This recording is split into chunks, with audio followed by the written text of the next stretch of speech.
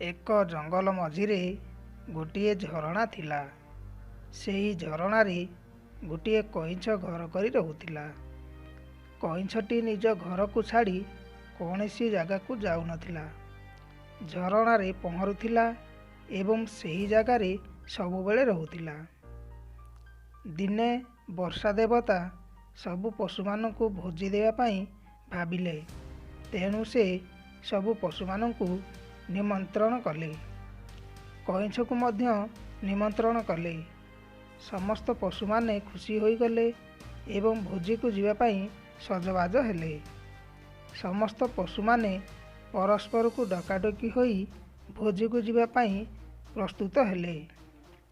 ସମସ୍ତ ପଶୁମାନେ ଜାଣିବାକୁ ପାଇଲେ କଇଁଛ ପାଣିରେ ଖେଳୁଛି। ତେଣୁ କଇଁଛକୁ ଡାକିବା ପାଇଁ ସେମାନେ ଆସିଲେ।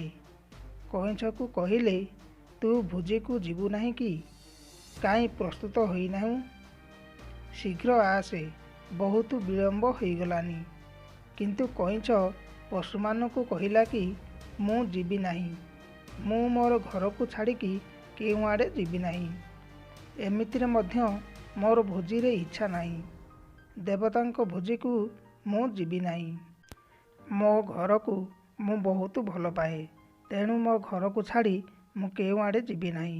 ତମେମାନେ ସବୁ ଯାଅ।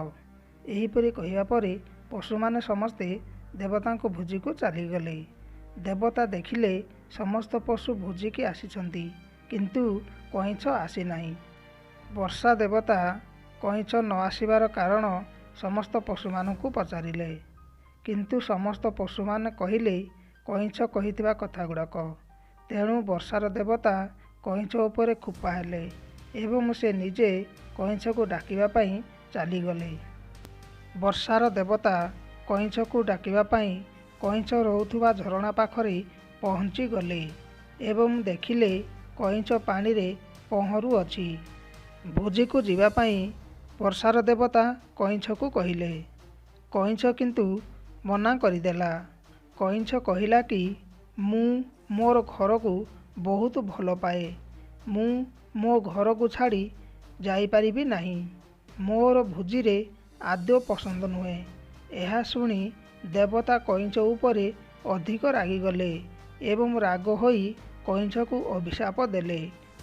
ବର୍ଷାର ଦେବତା କଇଁଛକୁ କହିଲେ କି ତୁ ଯେଉଁ ଘର ପାଇଁ ଅଧିକ ଗର୍ବ କରୁଛୁ, ସେହି ଘର ଆଜିଠାରୁ ତୋ ପିଠିରେ ରହିବ। ତୁ ଯେଉଁଆଡ଼େ ଯିବୁ ତୋ ଘରକୁ ସାଥିରେ ନେଇକରି ଯିବୁ। ତେଣୁ କଇଁଛ ସେହିଦିନ ଠାରୁ ନିଜ ପିଠିରେ ନିଜ ଘରକୁ ବୋହିଥାଏ ଏବଂ ଯେଉଁ ଜାଗାକୁ ଯାଏ ସେ ତା ଘରକୁ ବୋହିକରି ନେଇଥାଏ। ଏହା କହି ବର୍ଷାର ଦେବତା ଭୋଜିକୁ ଚାଲିଗଲେ।